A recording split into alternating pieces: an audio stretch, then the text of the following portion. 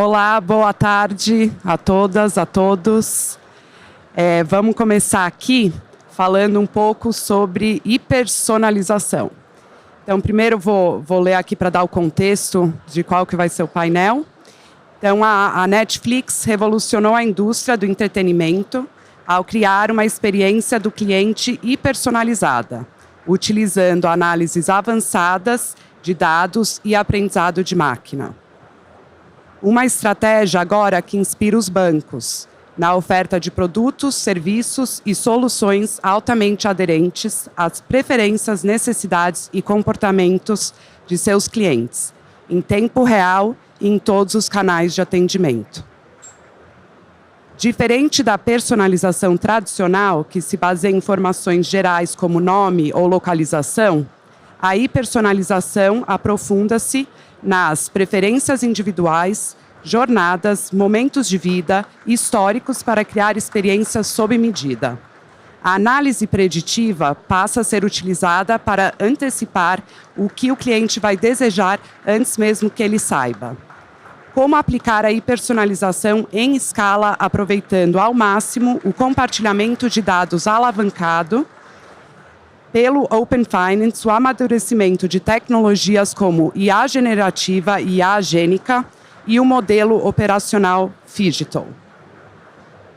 Para responder essas perguntas e outras, chamo ao palco Cíntia Scovini Barcelos de Souza, CTO e diretora executiva de tecnologia do Bradesco,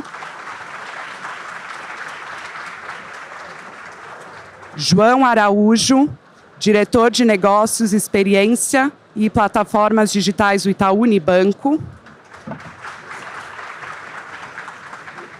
Patrícia Souza, Head de Plataformas e Platforms and Data Services do Citi, e Priscila Lahan, presidente da Microsoft Brasil.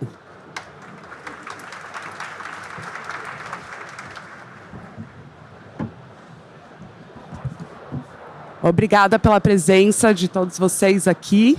Acho que a gente vai se divertir bastante, né, Priscila? A gente falou hoje cedo e acho que esse painel vai ser bem bacana. Bom, vamos lá.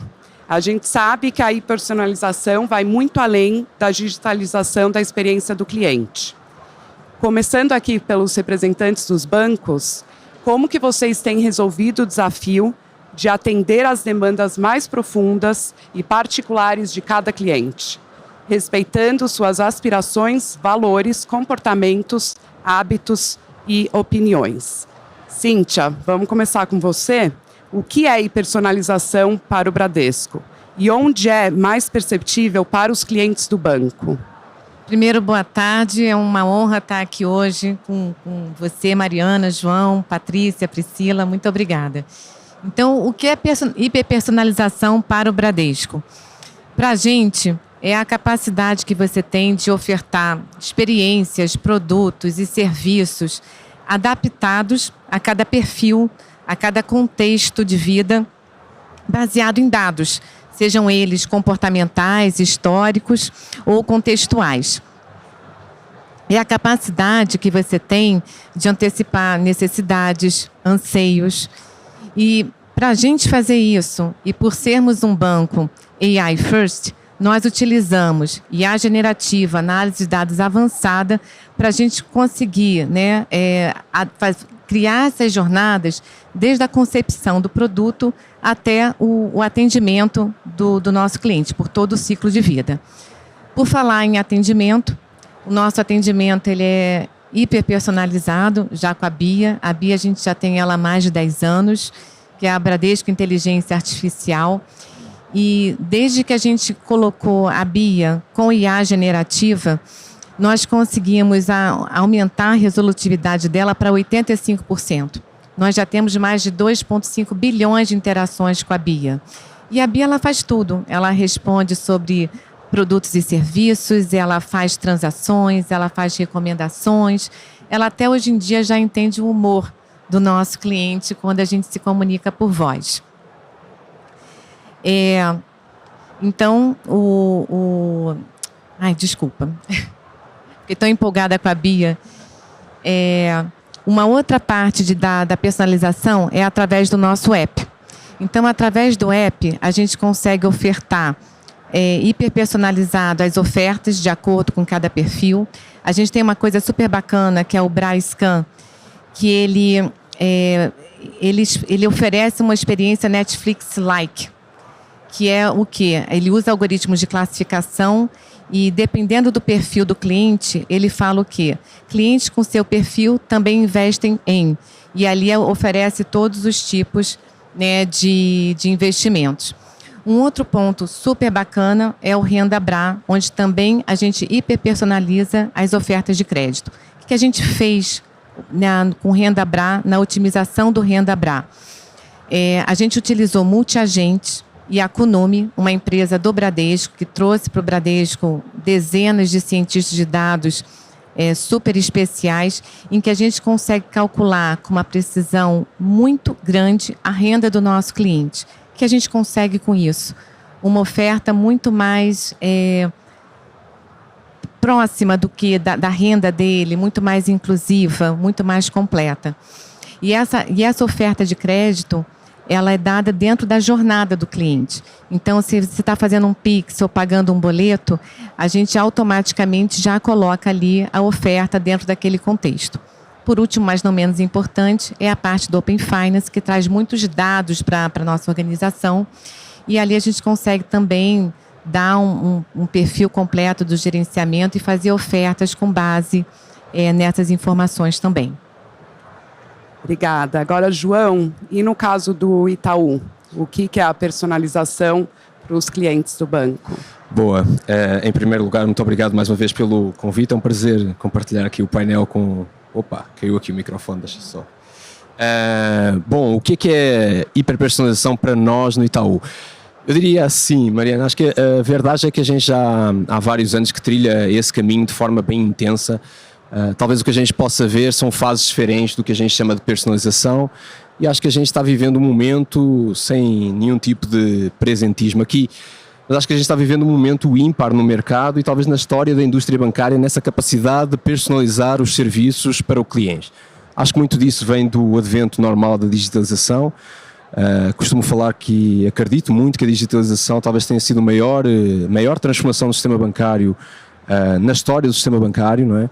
Se a gente for pensar, não sei se todo mundo sabe, mas a atividade bancária, os primeiros registros de atividade bancária têm mais de 4.000 anos, não é?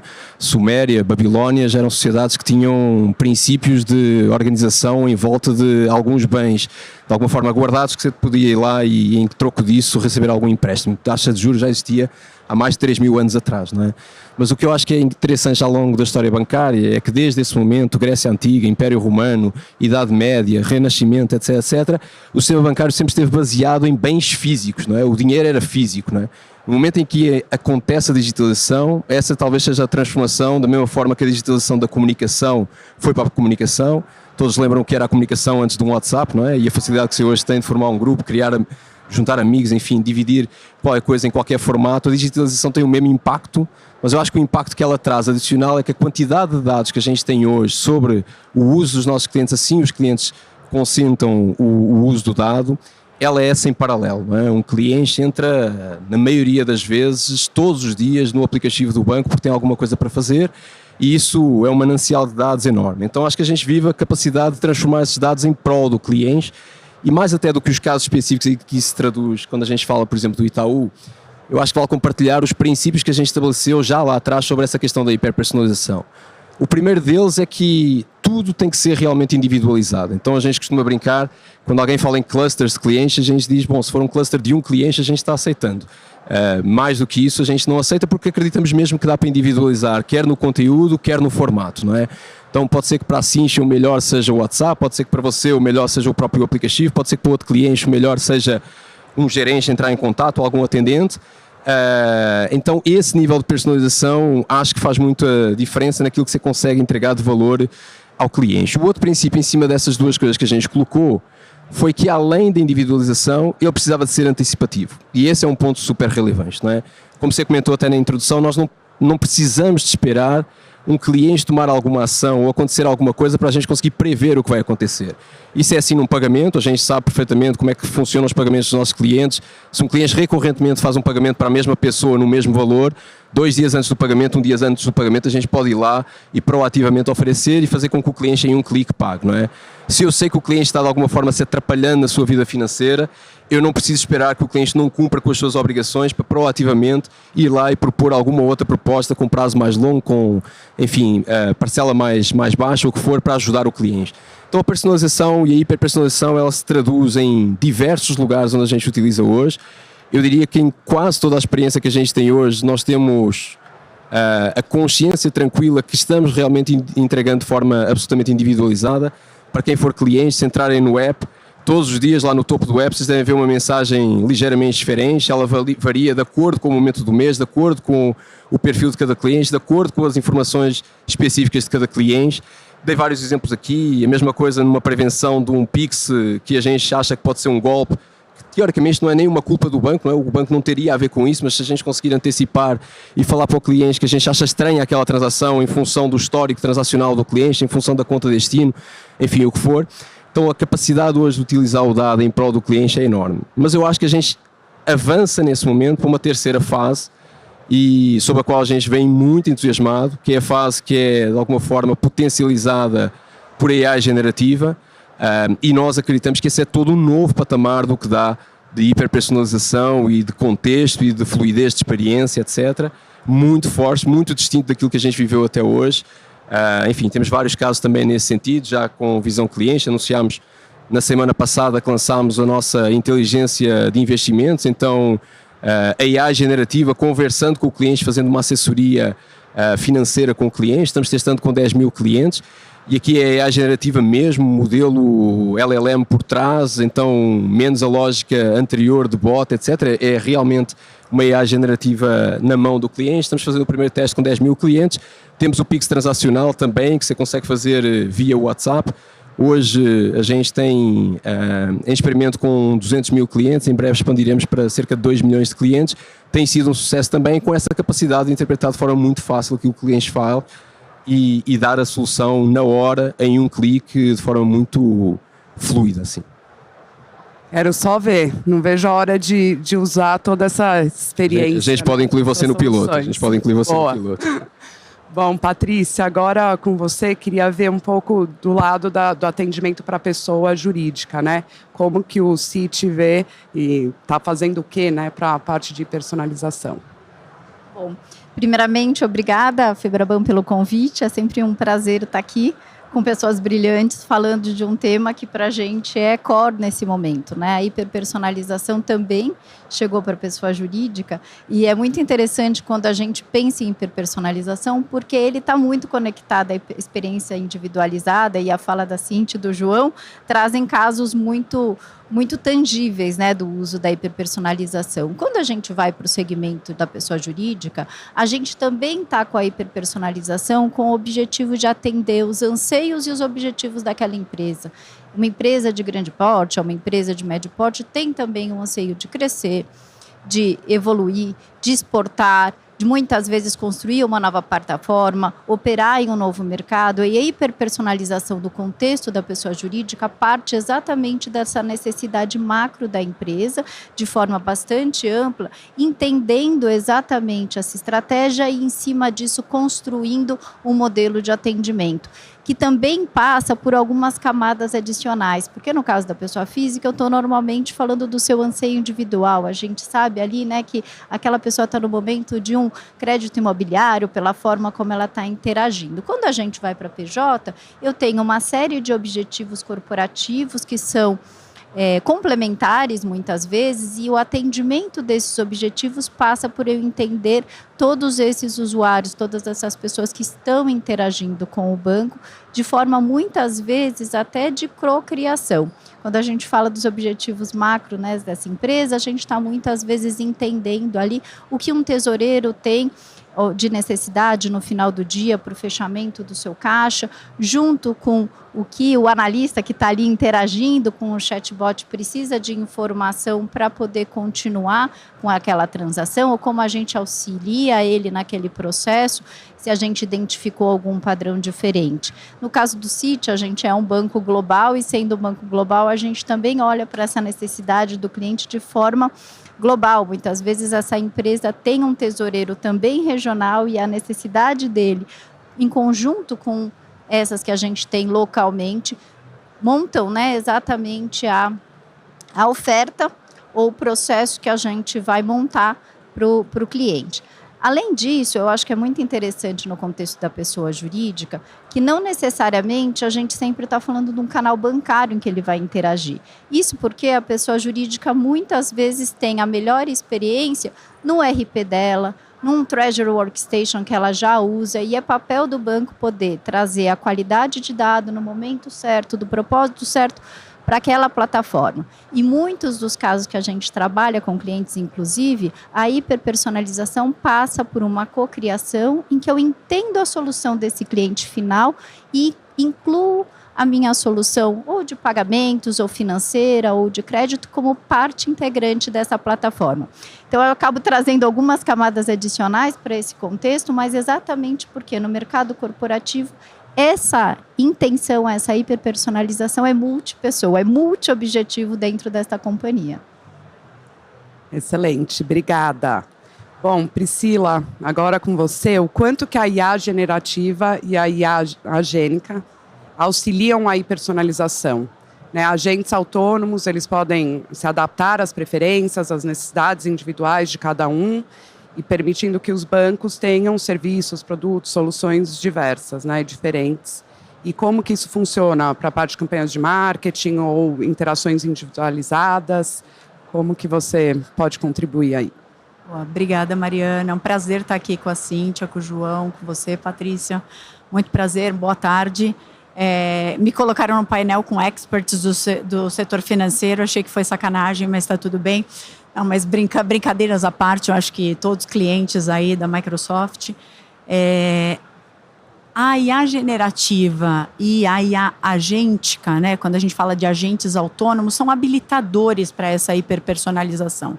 Então, eu brinco aqui que, na verdade, eles são os experts, porque o trabalho de uma empresa de tecnologia nesta era de IA é conectar com esses clientes, com o expertise que eles têm. Então, diferente de quando a gente discutia tecnologia como eficiência ou tecnologia como modelo de otimização, hoje a gente está falando de colocar o cliente no centro de uma relação e ter uma base sólida de dados que se integram e que podem ser usadas para, só um minuto, se não me perco, que podem ser usadas para que se crie uma jornada diferente. Então, obviamente que sempre o setor bancário gostaria de ter um gerente pessoal, um gerente investidor para cada cliente. Só que esse era um cenário impossível antes da IA generativa, antes dos agentes autônomos. Com o advento da inteligência artificial, é possível você mapear, se você tiver os seus dados organizados, uma base sólida de dados, e que hoje a gente tem muitos dados, não necessariamente bases sólidas, mas a gente está falando aqui de 3 clientes que têm bases sólidas de dados, você pode integrar essas bases de forma que você mude a jornada do cliente, trazendo o quê? Muito mais contexto, aprendizado, porque um agente autônomo aprende com as experiências, uma linguagem que é natural e que é humana para as pessoas. Então, é quase dizer que a gente consegue ter uma relação mais empática e mais humana com os nossos clientes num mundo extremamente artificial de inteligência. É muito estranho dizer isso, mas essa que é a realidade. Então, hoje, quando eu olho os serviços e a forma de mapear a jornada do cliente, no final das contas, esse é o grande habilitador de IA generativa e dos agentes autônomos. É repensar. E se eu pudesse fazer tudo para o meu cliente, olhando aquela coisa que é especial e única dele, aquele momento de vida que muda ao longo do tempo, aquele momento de dificuldade financeira ou aquele momento onde ele gostaria de fazer um investimento diferente. Hoje é possível fazer isso graças à IA generativa. Obrigada, Priscila. Bom, então vamos lá. O ditado falar é mais fácil do que fazer.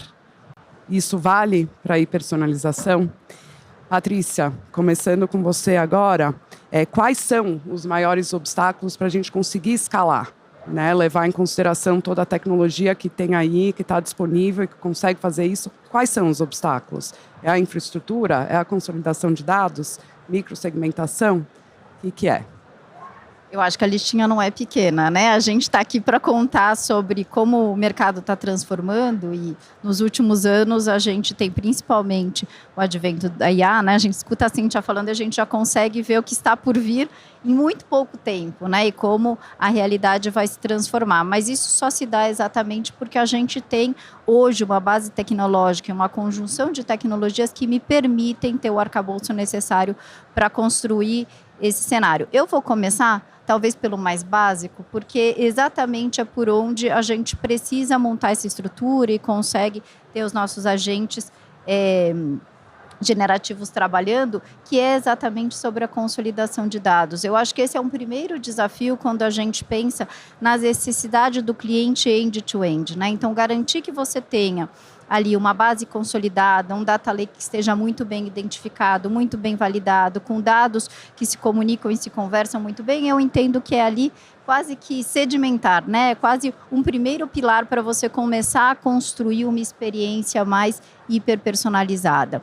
E o segundo desse, que eu acho que realmente é um desafio que a gente já, né, tem transposto muito bem, é como transformar esse dado em uma ação. Né, essa inteligência que a gente está criando agora, efetivamente em um plano de ação e colocar ele na frente da cliente no momento certo. Porque eu acho que a hiperpersonalização não passa apenas por a gente estar falando de ter o dado e saber qual é a ação, mas garantir que essa informação chegue no momento exato para aquele cliente. Isso é super crítico dentro do processo. Eu podia continuar a lista, mas eu vou deixar os meus colegas me ajudarem aqui, complementarem com os demais itens.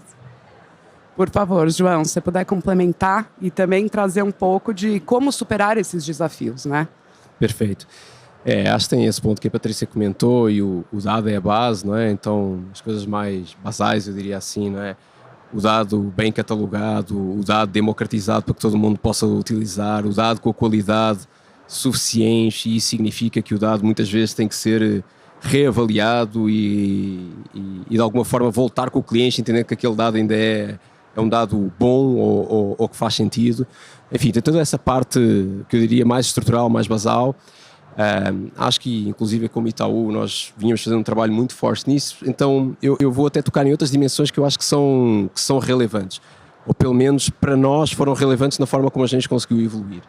A primeira delas parece muito óbvia, mas tem a ver com a credibilidade da própria instituição. E acho que aqui estão todas as instituições representadas com altíssima credibilidade. E acho que o ponto e o que a gente fala internamente é que assim, nós não queremos ser a empresa a quem o cliente confia o dado.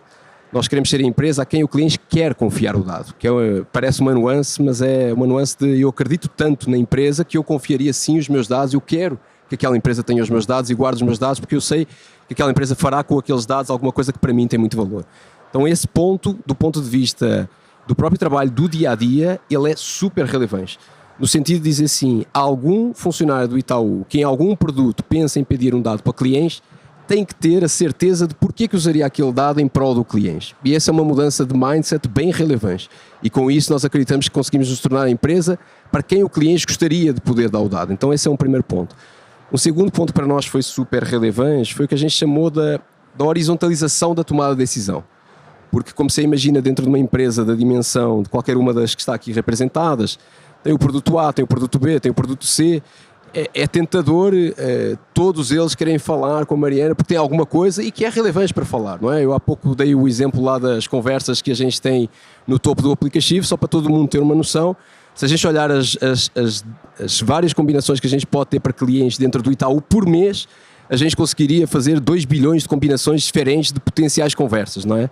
Só que isso precisa ser muito bem orquestrado numa visão horizontal com visão clientes. Dizer assim, o que é mais importante comunicar para clientes, independentemente do interesse que pode haver de cada área, porque cada área acha sempre que aquilo que tem para comunicar é mais relevante.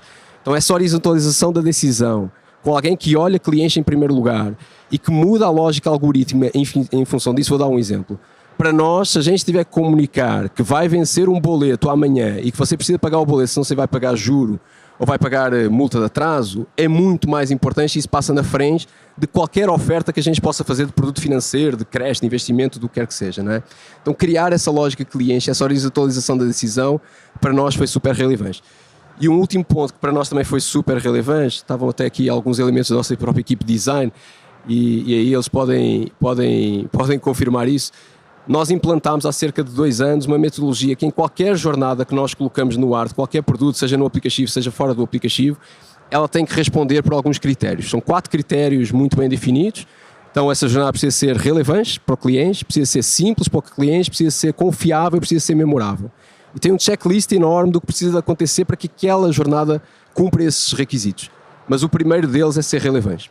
Então, com isso, nós criamos uma cultura na organização que não entra nada no ar, nenhum produto novo, que a gente não considere que é ultra relevante e que tem o contexto certo de oferta daquele produto ou daquele serviço. Então, esses 3 elementos, o mais cultural, a horizontalização da decisão e a parte de como trabalhar isso do ponto de vista de processo para a construção das jornadas, para nós foram muito relevantes. Tá? Cíntia? João e a Patrícia deixaram aqui a minha missão mais difícil, né? Mas vamos lá.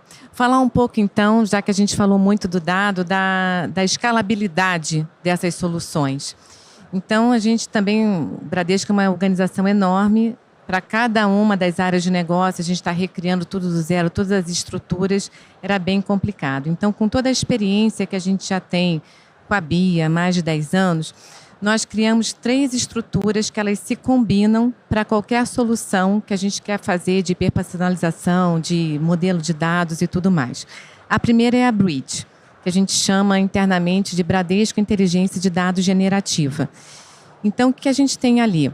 É uma plataforma de IA que ela consegue conectar vários engines de LLM, então isso torna muito mais simples quando alguém quer utilizar o engine A, B ou C. Tem todos os guardrails, tem toda a parte de segurança. E ali é uma plataforma que pode ser utilizada por qualquer um da organização e a cada caso de uso novo que a gente faz, a gente incrementa mais a Bridge. A outra são os produtos de dados. Então, a gente está... A cada caso de uso, a gente cria novos produtos de dados orientados a domínio que estão disponíveis em cloud via Data Mesh. E o terceiro são os motores de decisão, seja para abertura de conta, para fraude, para crédito. E essas 3 coisas combinadas, a gente utiliza em diversas soluções, a gente usa elas para escalar. A outra coisa que não é tão fácil de escalar que nem a tecnologia são os talentos. Então, não tem talento suficiente para tudo que a gente precisa fazer. Então, a gente tem feito muito upskilling, reskilling, tem trazido muitas pessoas para a organização. E a gente fez a aquisição recente da Kunumi, em 2024, que é uma empresa super especial, tem dezenas de cientistas de dados super talentosos que, unidos ao nosso time, têm feito muita coisa bacana. Uma das coisas interessantes que a Kunumi nos trouxe, ano passado, a gente lançou o ICT, que já nasceu com 3 laboratórios, estão 5 em fase de assinatura, porque a Kunumi já nasceu no meio acadêmico. E isso também tem ajudado bastante a gente nessa colaboração. Eu acho que um último ponto, que o João já começou, né, já mencionou alguns aspectos desse ponto, é sobre a IA responsável. Então, a gente precisa garantir que os modelos e a IA generativa não tenham viés. A gente precisa garantir a segurança dos modelos que a gente utiliza. A gente precisa garantir a privacidade do dado. Então, a gente tem que personalizar, mas é primordial que a gente não fira nenhum aspecto da LGPD em relação a isso. E a gente tem que garantir o comportamento da IA também. Quando você usa IA generativa, tem uma série de guardrails que a gente tem que colocar. E a gente tem que garantir que a resposta tem a ver, que ela não vai, né, ofender ninguém, que não vai ter nenhum tipo de problema. Então, um caso super bacana que a gente fez, já tem alguns anos, mas eu gosto muito dele, que era a Bia contra o assédio, em que muitas vezes as Bias não, né? Os chatbots, a IA generativa é confundida com uma mulher e ela é muito assediada. Então, a gente ensinou a Bia a ser super contundente para responder sem submissão. Então, esse foi um aspecto muito bacana também da IA generativa, né? Ah, legal, obrigada. Tem um desafio enorme, você falou de formação de talentos, né? E na Brascom a gente tem dados que mostram a projeção e qual que é o gap, né, de gente que está sendo formado versus aquilo que está sendo ensinado pelas instituições. E existe um descasamento de quase 30%. Tá? Então, realmente é um desafio enorme toda essa tecnologia que tem que ser desenvolvida e a falta, né, de mão de obra qualificada. Mas, Priscila, queria passar para você ver se você quer complementar a resposta aqui. Eu acho que eles fizeram um trabalho maravilhoso. Eu só falaria de uma coisa, já que eu sou a pessoa de tecnologia aqui, eles já venderam todo o pedaço de tecnologia, é a cultura organizacional de experiência. Então, ser uma empresa orientada à experiência do seu cliente é o que vai fazer com que você use a tecnologia para atender isso. E na hora que a tecnologia está disponível para todo mundo, se você não tiver a cultura de experiência, vai ficar muito claro para o seu cliente. Então, ela também é sempre uma oportunidade e uma fragilidade para quem estava agindo com base de cliente sólido, com dinheiro, com outras coisas que cobriam a cultura de experiência. Então, acho que isso é parte muito importante do trabalho da jornada de inteligência artificial. Bom, passar aqui para a próxima pergunta. Patrícia, começar com você. Então, proporcionar experiências bancárias intuitivas, integradas em todos os pontos de contato e alcançar o status de consultor financeiro confiável, que entende a situação financeira, os objetivos e as preferências de cada cliente e prioriza seu bem-estar financeiro e sua privacidade, são vantagens competitivas sustentáveis para a maioria dos bancos. A hipersonalização oferecida hoje já é rentável? Muito bom. Eu vou começar de novo puxando um pouco o viés para o mundo corporativo, porque no mundo corporativo a hiperpersonalização nasce exatamente da necessidade desse cliente, mas principalmente de uma estratégia de longo prazo de relacionamento, né?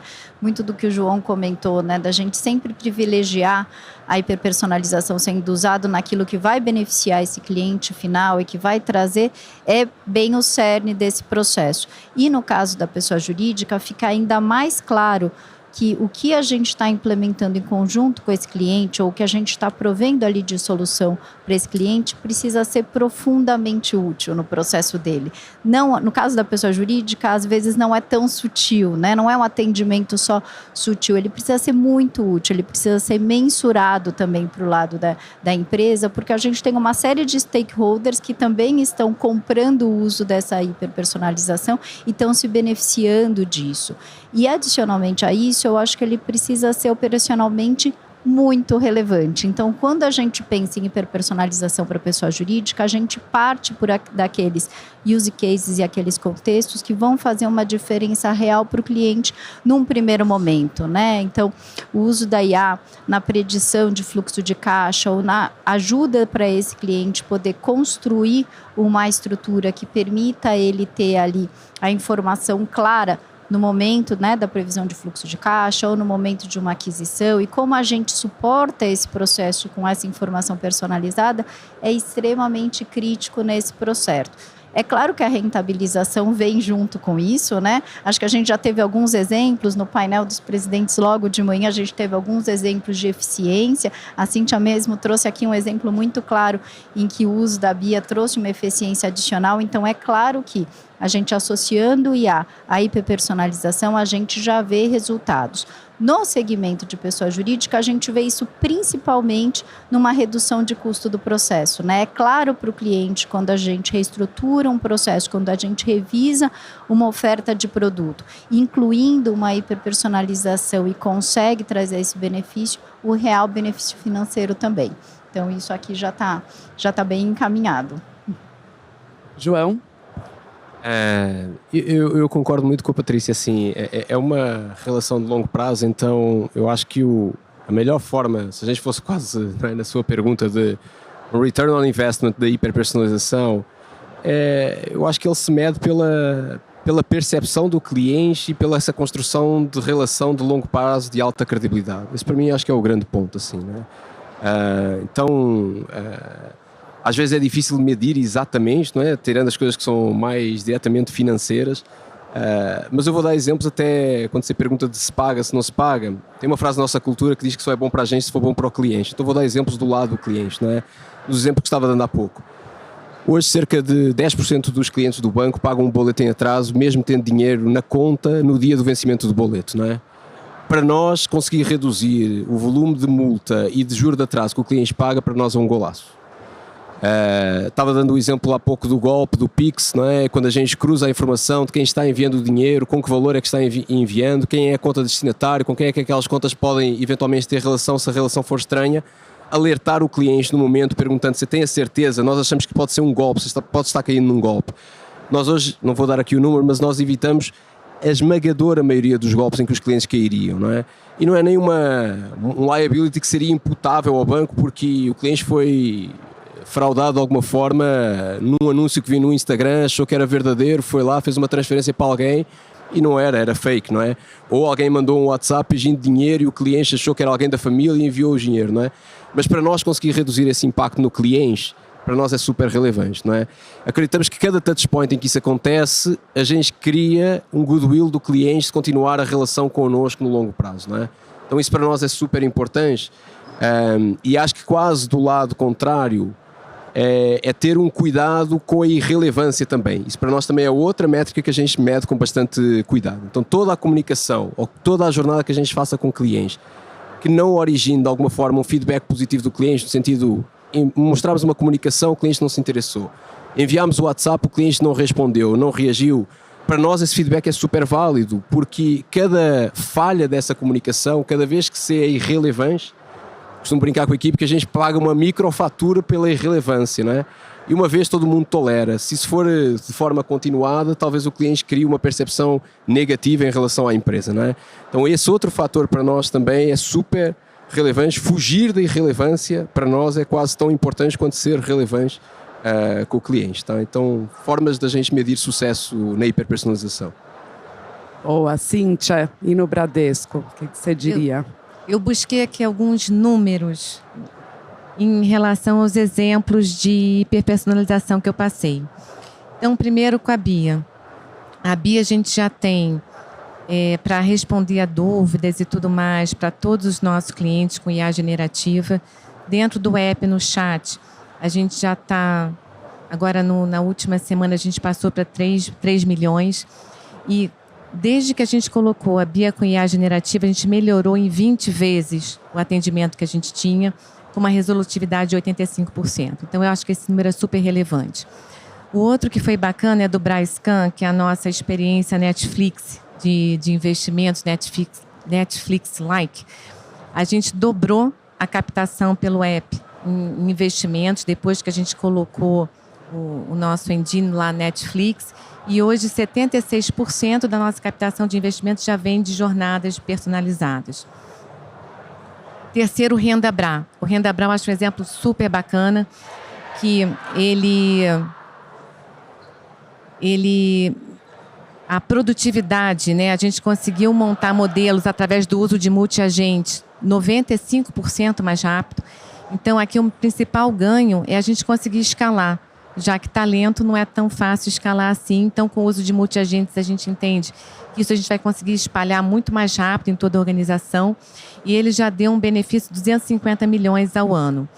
Tem um outro caso, que é o menu de empréstimos. Então, quando a gente vai ofertar no app um crédito para um cliente, a gente já leva em consideração tudo que a gente conhece e monta um menu personalizado com as ofertas que são mais voltadas para aquele cliente. Desde que a gente fez isso, a gente já melhorou a captação, a concessão de crédito em quase 35%. E, por último, a gente criou uma abertura de conta que a gente chama Bia Like, conversando. E dentro dessa, desde que a gente mudou a Bia para esse Bia Like, a abertura de conta, a gente já aumentou também 12% a taxa de conversão. Então, acho que são dados super relevantes em relação aos pontos que a gente está colocando ali, né? Não, legal, já dá para ver que está surtindo efeito. Tem sim já um retorno, né? Pri, eu não sei se do seu lado, como Microsoft, você tem alguma informação, dado o quanto que essas soluções, né, o IAG, enfim, tem dado de retorno. Eu precisava falar para a Cíntia, eu sou fã da Bia, né? Então, você já pode imaginar por que eu sou fã da Bia. Mas o que a gente vê, eu acho que tem duas coisas. Uma é a parte de eficiência, de redução de custo que a gente vê, especialmente na jornada do cliente. A própria Microsoft, com a implementação de IA generativa e de IA agêntica no nosso atendimento ao cliente, economizou globalmente no último ano 600 milhões de dólares. Então é uma economia expressiva e aumentou a taxa de resolução de problemas na primeira chamada e nos contatos e pensando sempre no omnichannel. Então a gente fala que a gente é o cliente zero do nosso negócio e a gente vê isso. Mas eu acho que além da eficiência, tem uma outra coisa que eu acho que o João, a Cíntia, você também mencionou, que é esse long time value do cliente, né? E às vezes a gente deixa de olhar para isso, são todos bancos super tradicionais e inovadores. Isso não é menos importante, falo aqui do meu lugar de Microsoft, empresa com 50 anos que lidera IA. Então é você transformar a tradição, a segurança que o cliente tem em você, em inovação para que ele seja atendido de forma única. E isso tem um valor, porque o churn é caro e adquirir novos clientes também é caro. Muito bom. João, vamos lá. Quais são, na opinião, na verdade é para todos, tá? Mas vou começar com o João. Na sua opinião, quais são os equívocos mais comuns sobre hiperpersonalização e como eles têm prejudicado a jornada dos bancos para explorá-la em escala? Perfeito, ótima pergunta. Eu acho que um deles é aquele mesmo que eu comentei há pouco, assim. Eu acho que às vezes na sede de tentar ser relevante, você corre o risco de se tornar irrelevante porque você tenta tanta coisa que você acha que vai acertar, que você corre esse risco, não é? Acho que esse é um cuidado enorme a ter e tipicamente as empresas conseguem medir sucesso muito bem e muitas vezes não se projeta para medir insucesso, não é? E aí você não mede o insucesso e é quase um silent quitting do cliente, não é? Então acho que esse é um ponto a evitar. Acho que outro ponto, sempre falamos isso muito forte dentro de casa, assim, tentar ao máximo separar o sinal do ruído, não é? Principalmente em momentos de hype muito fortes no mercado. Acho que a gente está vivendo à volta de GenAI. Acredito demais no potencial, como comentei há pouco, acho que será transformacional, mas acho que ao mesmo tempo existe muito ruído à volta de onde é que tem valor e o sinal concreto de o que é que cria valor, esse não... Então assim, eu acho que separar isso, e muitas vezes a gente faz a própria pergunta, vou entrar agora no sistema financeiro mesmo, né? Fazer uma pergunta que muitas vezes faço para as minhas próprias equipes e que nem sempre é fácil de responder, não é? Você pergunta assim, por que um banco existe, não é? As pessoas às vezes têm um pouco de dificuldade, que pergunta estranha, não é? Por que um banco existe, não é? Mas é isso, quando você vai ao core de porque um banco existe, você provavelmente vai conseguir separar o ruído do sinal e vai conseguir atuar em cima do sinal, não é? Talvez a melhor definição que eu conheça de banco é que é uma instituição artificial, no sentido que é criada pelo homem, que corrige no tempo e no espaço o gap entre a disponibilidade de dinheiro e a necessidade do dinheiro, não é? Então eu ganho dinheiro aqui que posso gastar em Nova Iorque, eu ganho dinheiro hoje para a minha aposentadoria ou eu consumo crédito hoje que pago no tempo, não é?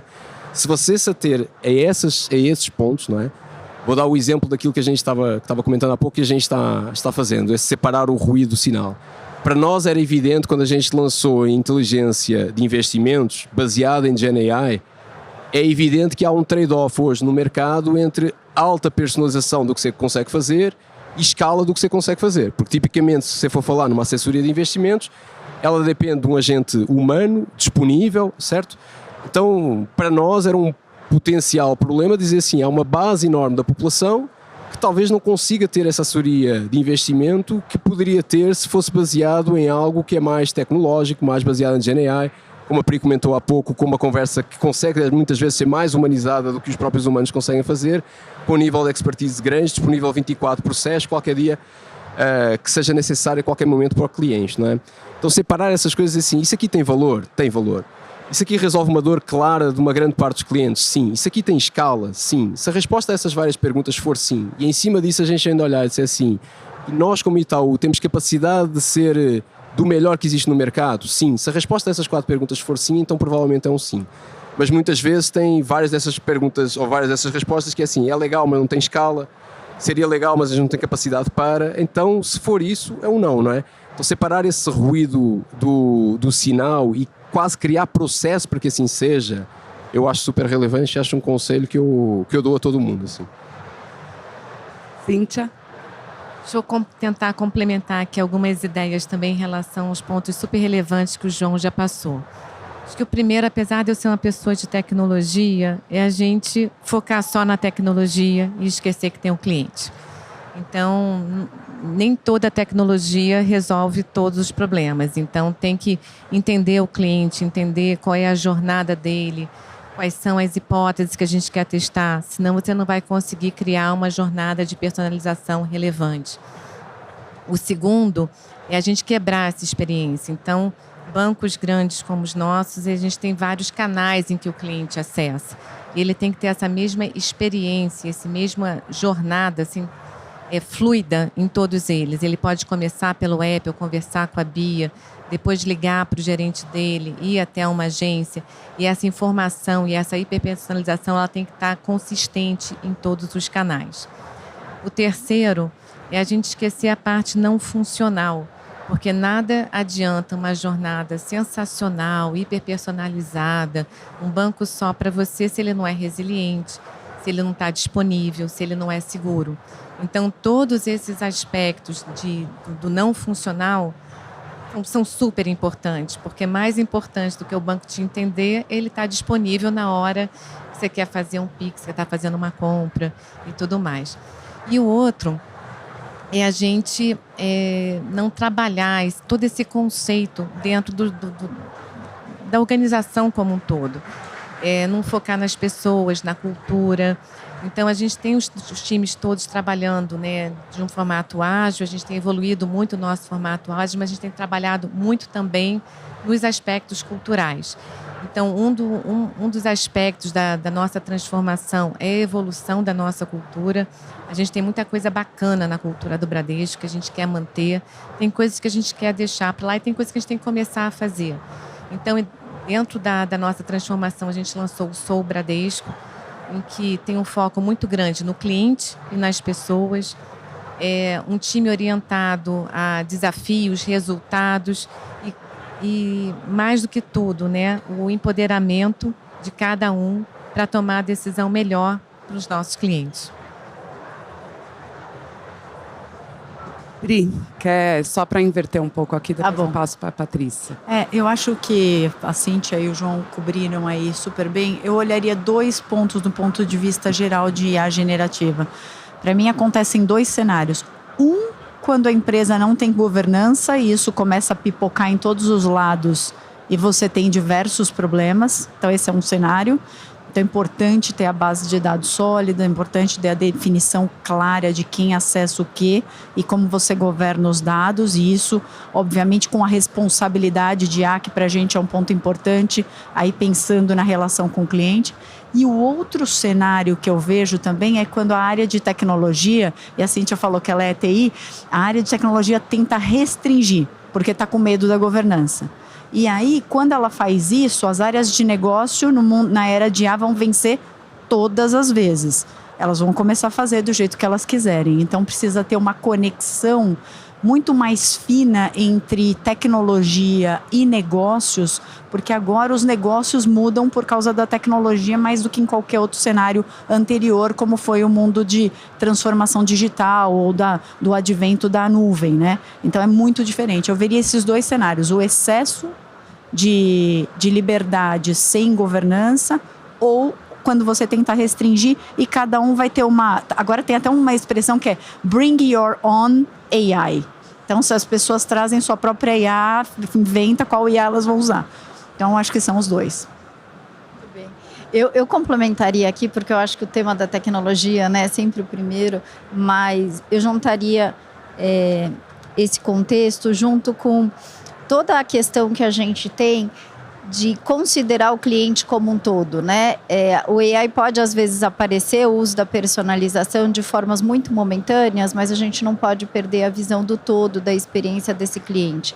E eu gosto muito quando o João comentou, né, que a gente não pode, a gente tem que ser relevante naquele momento, né? E eu acho que um dos problemas que a gente pode incorrer é exatamente a gente está comunicando demais com o cliente ou trazendo informação demais para o cliente que vai perdendo a relevância no decorrer do tempo. Então, essa necessidade, né, que é horizontal dentro da empresa, que traz produtos, tecnologia, compliance para a mesa, área de segurança para a mesa, é muito importante para que a solução, quando esteja disponível para o cliente, seja relevante e não seja, né, um problema depois que perde a importância junto com ele.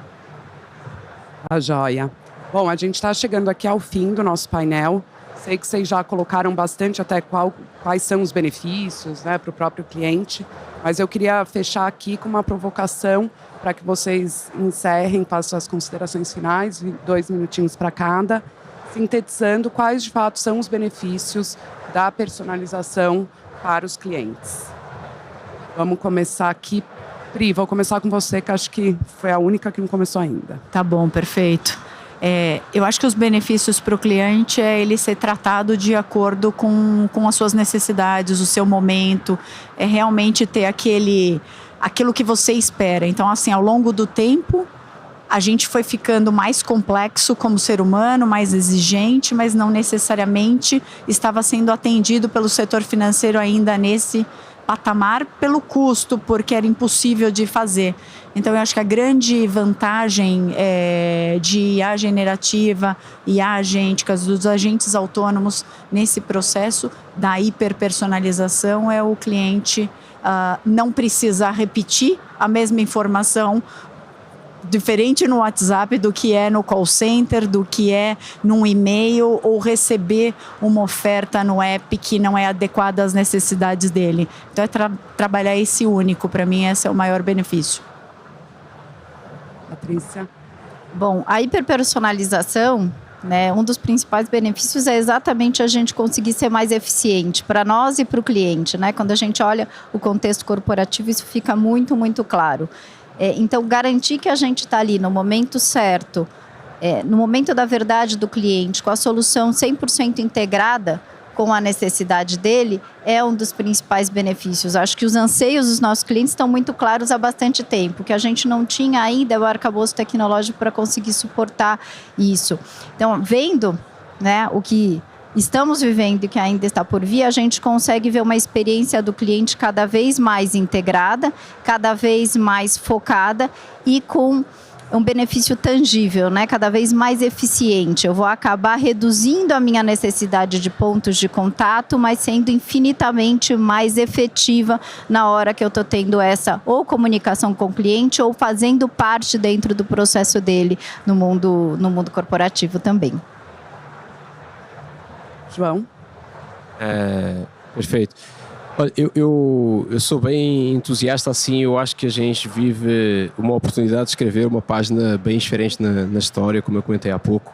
E para mim o ponto que eu mais imagino estava falando há pouco do trade-off entre a personalização e a escala. No momento em que você consegue realmente entregar uma individualização da jornada ou do serviço, do produto, etc., para cada nível de cliente ou para cada cliente individualmente, eu acho que a gente tem uma oportunidade de criar aquilo que a gente vem debatendo bastante internamente e aquilo que a gente vem chamando de gerar um bem-estar financeiro para a sociedade, que eu acho que é sem precedentes. Assim. E eu acho que nesse sentido, e bem-estar financeiro não significa riqueza, bem-estar financeiro só significa garantir que a Mariana em cada momento toma a melhor decisão financeira que pode tomar para a sua vida. A tranquilidade que isso traz para a sociedade, o progresso que isso consegue trazer para a sociedade, etc., eu acho que ele é ímpar com aquilo que a gente viveu até hoje. Então é quase como se a gente dissesse, nós temos colocado isso com muita força na nossa fala, internamente, deixar de ser um banco mais transacional, como é tipicamente a função de um banco, para ser um banco cada vez mais consultivo para todos os clientes. 2, deixar de ser um agente financeiro para ser um agente real de transformação financeira da sociedade. Nós acreditamos muito nisso, então o bem-estar financeiro para nós é o que nós acreditamos que a nova tecnologia nos proporciona, que dará um salto grande de impacto gigante na sociedade. Tá? Cíntia, suas considerações finais? As vantagens da hiperpersonalização são imensas para o nosso cliente. Então, na hora em que você faz uma oferta de crédito de acordo com a renda e que aquele cliente vai conseguir honrar com aquele crédito, na hora em que você faz uma recomendação de investimento, que ele consegue ter um investimento e é uma aplicação financeira melhor, na hora em que a BIA notifica uma possibilidade de fraude, tudo isso tem uma vantagem muito única dessa comunicação quase que individual com cada um dos nossos clientes. A parte de segurança e ética, para mim, também são imprescindíveis nesse processo. uma organização como os nossos bancos, eles não podem abrir mão nunca, né? É um caráter irrevogável do que a gente faz. E eu acho que no final é isso, né? É a gente ter um Bradesco único para cada um dos nossos 73 milhões de clientes. Muito obrigada pela presença de vocês, Cíntia, João, Patrícia, Priscila. Acho que a gente teve aqui um painel super bacana e logo mais a gente vai ter todos os bancos, que nem a gente tem o Netflix em casa, né? Então vai ser uma experiência super individualizada. Quero agradecer aqui a presença de todos vocês que estão aqui presencialmente e quem está assistindo a gente aqui online. E aproveitem aí o resto do primeiro dia da Febraban Tech. Muito obrigada. Obrigado.